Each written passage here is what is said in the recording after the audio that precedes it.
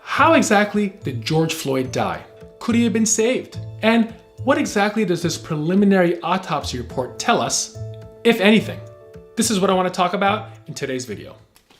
Now, full disclosure, I'm a cardiologist, not a forensic pathologist, but I deal with patients with cardiopulmonary issues, cardiac arrest, or respiratory problems pretty much on a daily basis.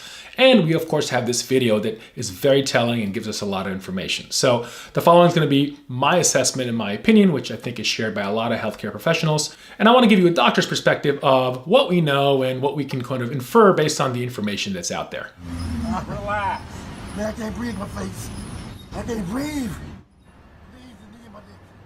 So again, a lot of you have seen that video, very disturbing to watch, but also very important that it was captured. So what do we know based on this? Well, we know a lot. What we can see is George is in a prone position, meaning he's flat on his stomach on the ground, with his face flat against the pavement and a knee into his neck, applying pressure and force. What's exactly going on physiologically here? Well, there are two things that are compromised in this position: breathing and circulation.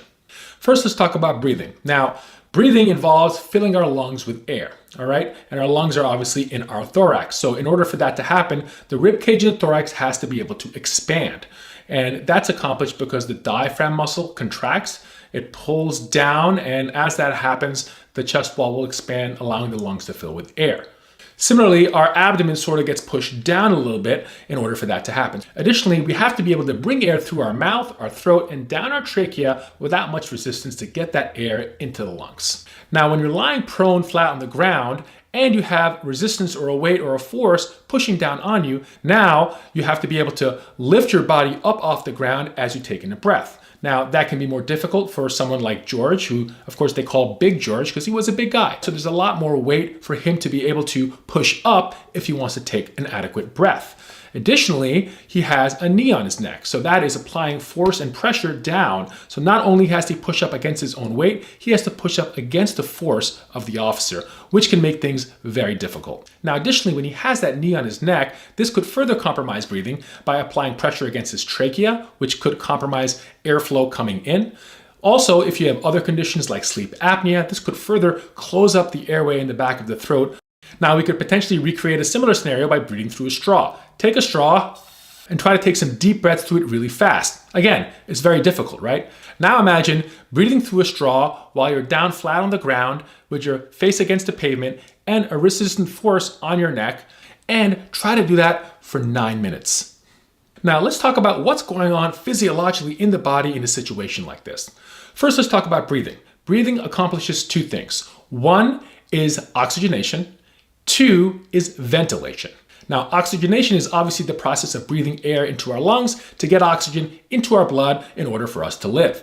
Ventilation is just as important. Ventilation is being able to get rid of CO2 or carbon dioxide that gets built up in the blood once the body consumes that oxygen during metabolism. Without ventilation, we cannot get rid of that carbon dioxide. And what happens is it causes the pH of the blood to go down. This causes a state of acidosis. So the body needs a balanced pH to function.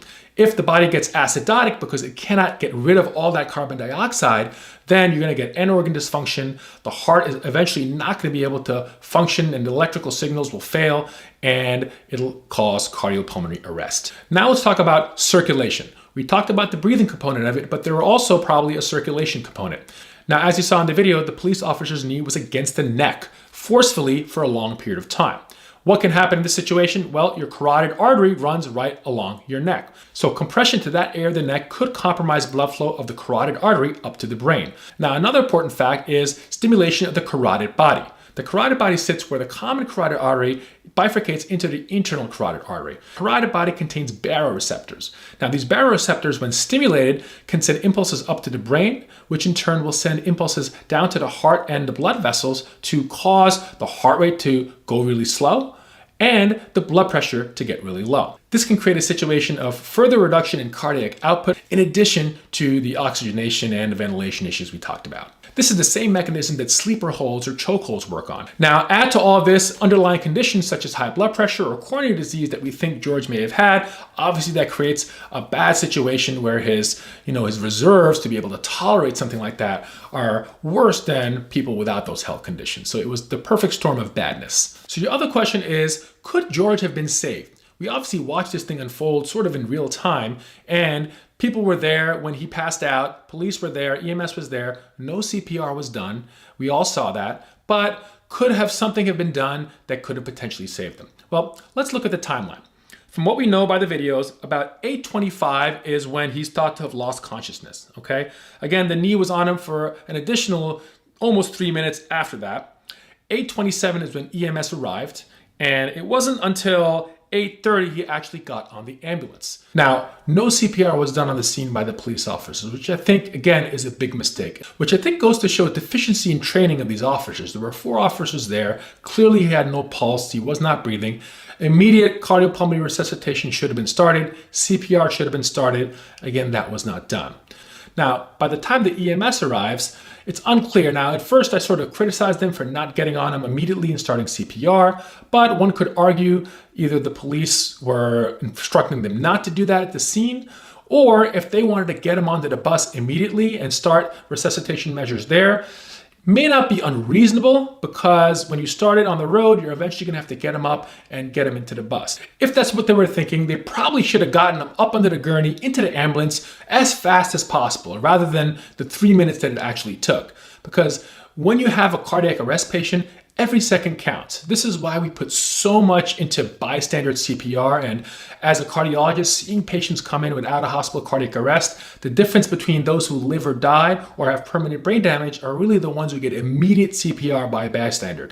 In this situation, it's unfortunate that there were trained police officers that did not start CPR immediately. Again, it's hard to know if immediate CPR would really have changed the outcome for George, but it at least would have given him a fighting chance.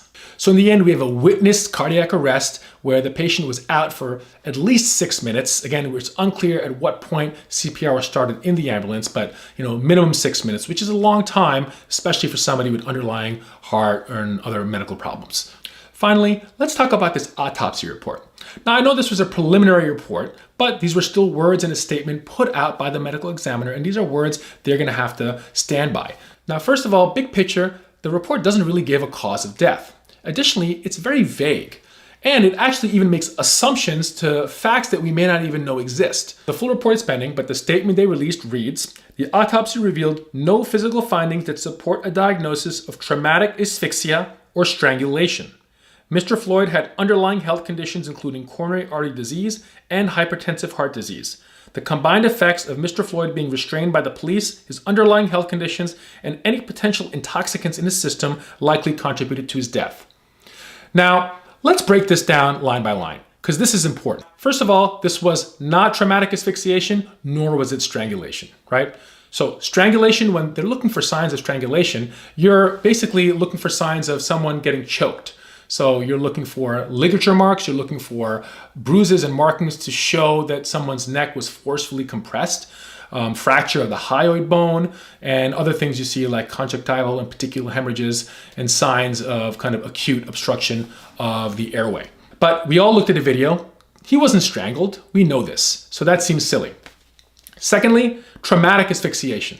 Again, this was not traumatic asphyxiation. Traumatic asphyxiation refers to in a situation of trauma, like a motor vehicle accident or machinery accident, where there's trauma to the chest, or there's some sort of situation where the patient literally cannot take a breath at all. What it causes is an acute increase in intrathoracic pressure, which basically limits the backflow to the right side of the heart, causing a spike in the right atrial pressure, which transmits back up to the supravena cava, which in turn causes an acute rise in venous pressure of the head and the face, which will cause facial swelling. This will cause rupture of various veins and capillaries and other similar phenomena that we see. But again, we know in a situation, this was not an acute trauma-induced chest restriction situation. This was a slow asphyxiation process.